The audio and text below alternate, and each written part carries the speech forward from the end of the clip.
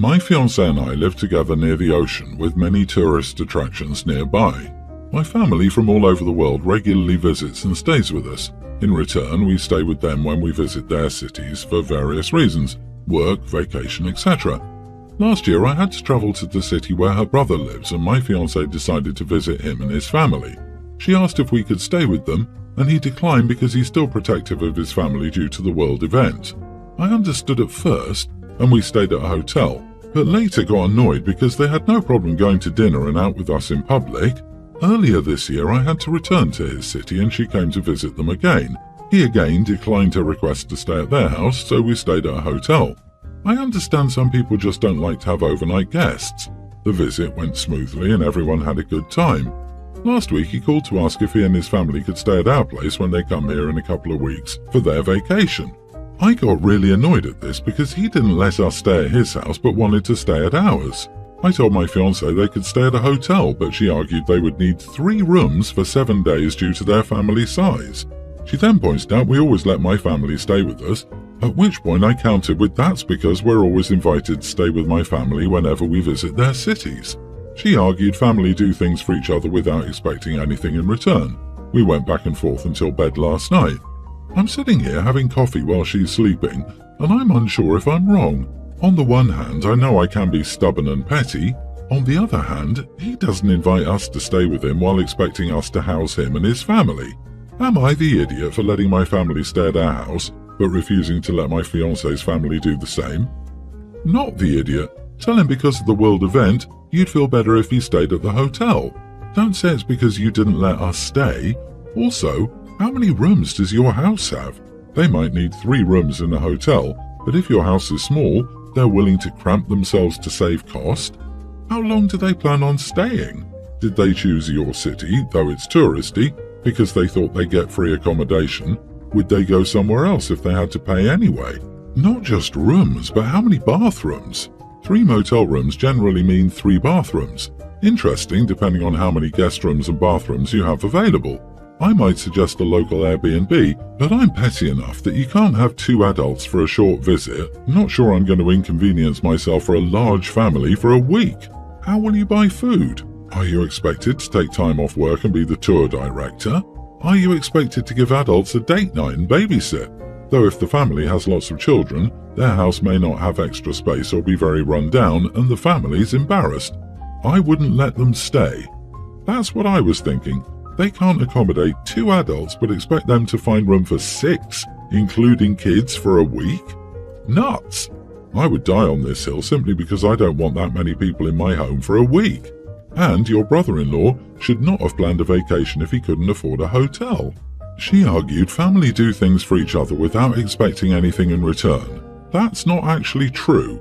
The reason family and friends do things for each other is that family is supposed to be a mutually supportive group, in which everyone contributes in some way, according to their ability. Sure, you aren't keeping score in a quid pro quo way, but the model works on reciprocity. But if they just don't want to be inconvenienced by you, you aren't obligated to offer them free vacation lodging. Update: we have a 4-bedroomed house along with many air mattresses. All of his kids are over 10 and his wife is bringing her sister along and she needs a bedroom of her own. No one in his family has any disability or condition. My fiancée just told me whether they stay with us or not, she's letting her brother borrow her car for the week so that they'll only have to rent 1 car. That means we'll have to carpool that week. This is even more annoying as that would add about an hour to my daily commute. My fiancée is a better person than I am. I can be very petty when I'm annoyed, which is why I usually take cues from her and go with her decisions in certain situations. In this case, I'm very annoyed, which is why we're in an argument. I was pre-screening students for a highly sought-after internship. It only has 5 openings a semester. The interview process is an essay, this pre-screening interview over Zoom, and 2 to 3 interviews afterward. This happens normally in the student's college junior year, so most candidates are in their early 20s. I was interviewing a young man, Dave, 21, from the online campus. Good grades, great essays, and a portfolio. I get an email that there's a third party in Zoom from Gmail. It's not uncommon to have a professor join us to sing the student's praises, and I sent the link. The time comes and it's the student and his mom. I ask the student questions, and like clockwork, the mom interrupts him and talks over us both. Then, for the achievement the student is most proud of, the mom goes into an almost 30-minute tirade about his 5th graded science fair. The allotted time for the interview is 30 minutes, and it was set in a calendar invite. With the mom talking, this pre-screen is almost an hour. The student himself has said a dozen words in that hour. I went to finish up and I said, next time, maybe let Dave speak for himself, because it's not a good look to have a mom answering all of the questions at his age and this far into his degree program. The mom goes off and starts cussing at me, so I closed the window to Zoom. Days later, my supervisor asked me about it because I red flagged the student in our system to not recommend him for any internships, and the mom has been emailing and calling the school about me to complain. My supervisor acted like I could have handled that better by being more accommodating to the student and his mom. Am I the idiot for telling a mom she shouldn't be in her son's interview? Not the idiot. The only thing I think you did wrong here was let that go for as long as you did. You're right to tell her, but should have done so right at the beginning, not a half hour late. My partner actually has a similar role, albeit for hiring people. Here was his advice. Mom, it was nice to meet you, and we're always happy when a student has a supportive family. But this interview is somewhat confidential and has to be conducted one-on-one, so I'm going to have to ask you to log out and simply don't proceed until the helicopter flies away. Very strange for the supervisor to want to accommodate this, by the way. Mom is already harassing the staff at a place her son doesn't even work at yet. Can you imagine the tirade if he had a bad day at work or something? It's a big issue these days. It's called snowplow parents, who don't want to see their kids struggle, so they just handle all the problems for them and leave them ill-prepared for the real world. Mom needs to know she's sabotaging her child. I wouldn't be surprised if she knew. I think you and the mom are both idiots, to be honest. The minute you saw his mom in the interview and taken over, you should have stopped and told them that either she left or the interview won't continue. Flagging him was also a bit extreme. I'd reach out to him personally to see if he needs help, and it should be school policy that interviews do not include parents. My best friend Vanessa, 24 female, and I, 25 female, have been friends since the 2nd grade. We've supported each other's successes and accomplishments, and we're always there when one of us needs the other. We've also always split the check when we go out for dinner or brunch. We've agreed to do that for a long time, plus it saves time and doesn't complicate things for us and the servers, and it didn't matter how much one of us ordered. She was the one who suggested it, and I was like, okay, sure. I'm not really a big eater, so whenever we would go out, I would only order about 15 to 35% of the entire price for both. Vanessa, on the other hand, always has a huge appetite and would order 65 to 85%. The percentages depend on the occasion, appetite, and the price of the food. Recently, Vanessa got a huge promotion at her job, for which she's been working her butt off, and she wanted to celebrate. So she suggested that we go out to this fine dining restaurant nearby, and I agreed because she deserved it. But before I continue, I should add that a few weeks prior, my older sister Bianca told me how ridiculous it was that I was splitting the check by paying half of it when I would only order food that amounted to only a quarter of the check.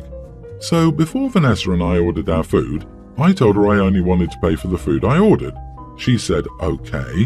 When she saw that I was actually paying for my own food, she was like, wait, you were being serious before? Yes, I was being serious, and she said, oh, I wouldn't have ordered so much if I knew you were being serious. The total bill was around $560, and I only ordered around $145 worth of food. I asked her why wouldn't she think I was being serious, and she said that it was because we'd been splitting the check in half for so long that she thought that I was joking. I told her that I'm just sick and tired of paying half when I only ordered a small percentage. Like, I'm paying at least $50 or $100 more than I should every time. So she became a bit mad and said, and you just decided to be a witch and pull this stunt on the day when I got promoted? Fine then, I'll pay for my food. And she did, and just exited right after without even waiting for me, which was not cool because she'd picked me up at my place and drove us here, so I had to call an Uber and pay $36 for the ride home. This morning, my phone was full of messages from my other friends saying that I was an idiot for demanding this on the day of her big promotion and for being a cheapskate. I just don't want to overpay so much.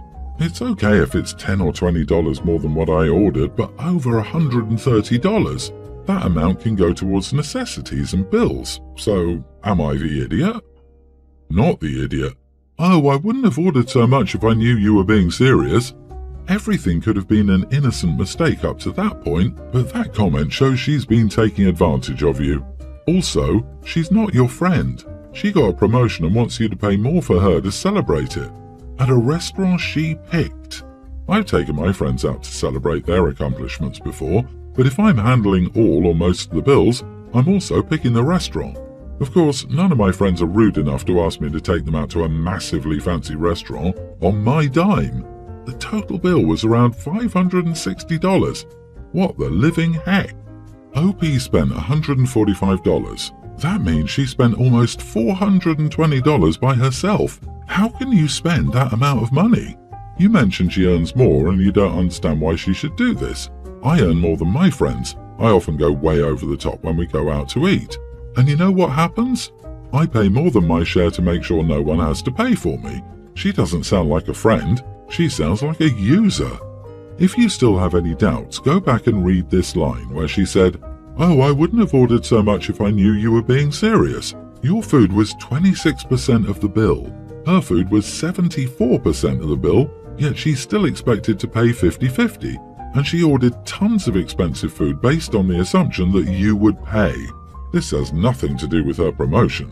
I would seriously reconsider my friendship with this person." I have 4 siblings, and all of us have at least 1 or 2 kids under the age of 10. My oldest brother is the only one whose children are over 10 years old. He has a teen daughter Melody and a teen stepdaughter Leah. My siblings and I need babysitters for our kids, and a few months ago we started asking Melody to be our sitter. She's been doing a really good job, and it's very good for us because we trust her, so we're not worried about our kids anymore. Also, we like to pay her some extra money each time as a way of spoiling our niece. The problem is my sister-in-law has been insisting that we use Leah as our babysitter too, which none of us wants to do. Every time we ask Melody, she interrupts us and says, "How about Leah does it this time?" It happened again yesterday when I was asking Melody to babysit. My sister-in-law interrupted me and said, "Let Leah do it this time." I finally snapped at her and told her that our kids aren't the only kids on Earth, and sure, Leah can find a job somewhere else. She insists that this is different, that the rest of the jobs don't pay this much, and that they don't have these advantages, referring to us giving Melody a ride to and from our house, taking her out for ice cream afterward, etc. I told her that I was still not giving her daughter a job, and she called me an idiot. Edit: I wouldn't call Leah unreliable, but she's definitely not as reliable as Melody. Once my wife was in an accident and I needed a sitter. Melody already had plans with her friends. Do you know what she did? She cancelled all her plans to babysit for me. Would Leah do that? I don't think so. Is it also a blood thing? Yes, maybe it is. After all, Melody is my biological niece, the one I watch grow up and the one I and my kids trust and love. Not the idiot. It's nobody's business who you trust to watch your kids. You trust Melody, hire Melody. You don't trust Leah, you don't hire Leah. If your sister-in-law wants to have this as an opportunity for Leah to bond with her new cousins and become more part of the family, fine, that's not a problem. OP hasn't indicated or even implied that he doesn't trust Leah. His only response to why he won't hire is, "I don't want to." It seems to me his reason is that she isn't blood, and while OP is entitled to hire whomever he chooses, if you're denying one child an opportunity based solely on blood relations, you are kind of an idiot for it. I disagree. People are talking about giving Leah a chance to bond with her new family and giving her a chance to bond with step-cousins without ever owning up to the fact that to give Leah a chance to do it, OP must take the job away from Melody. Tell me how well you expect this to work for sibling blending. It's not taking away her job. It's simply splitting it. No one's saying Leah has to take every babysitting gig. There are 4 siblings with 4 to 8 kids between them. It's not going to kill Melody if Leah takes on the babysitter role occasionally. Yeah, sure. Does Melody want the job split? No, she wants to make money. Does Leah have to babysit for her step-cousins? No, there are other gigs out there, but they don't pay as well or give the same perks. So the biggest issue here is Melody, right? It's only reasonable to force Melody to give up her money for her new step-sibling, right? Blending families takes time, and there are other ways and times to do this besides a way that literally takes away money from Melody and risks resentment there. My sister and her 3 kids are living with us for the next 3 months. That's when our HUD housing becomes available. Slowly, my sister has been setting rules with me like she owns the place. She goes to a psychiatrist and has new rules and boundaries with me every time she comes home. Recently, she's gotten her and the kids into clean eating, and she insists if I grab fast food, I should eat it in the car for her kids not to see me bring it in. The new one is that she created a chore chart at her psychiatrist session so I can do my part at home. She's living rent-free and works only 16 hours a week. She tried to tell me she felt like a live-in servant because the house was always dirty. I never had a problem with keeping my home clean with just me, and the house is probably dirty because of her and the 3 kids. We got into an argument about boundaries and rules, and she suggested I go with her to her psychologist next week so they could both talk to me. I told her I think she should find other living arrangements because my place is terrible for her. She said I was being mean and she was just asserting her boundaries. I told my sister she could go assert those boundaries in a homeless shelter, or go live with her psychologist because it's my home and I'm not changing my routine for her. My sister has literally locked herself in her room with the kids and has been crying for hours now, but I think her rules are inconsiderate to me. A psychiatrist can kick rocks because this isn't my sister's home, and she shouldn't be trying to enforce chore charts when it's her and the kids wrecking my place every damn day. Boundaries? Who's her therapist? Jonah Hill? LOL, not the idiot. She doesn't get to set rules and boundaries about your house. I bet her psychiatrist doesn't know she's living there rent-free. Ask if you can accompany her to a session one day. Honestly, I wouldn't even get involved with going to a psychiatrist with her and giving any credence to her boundaries BS.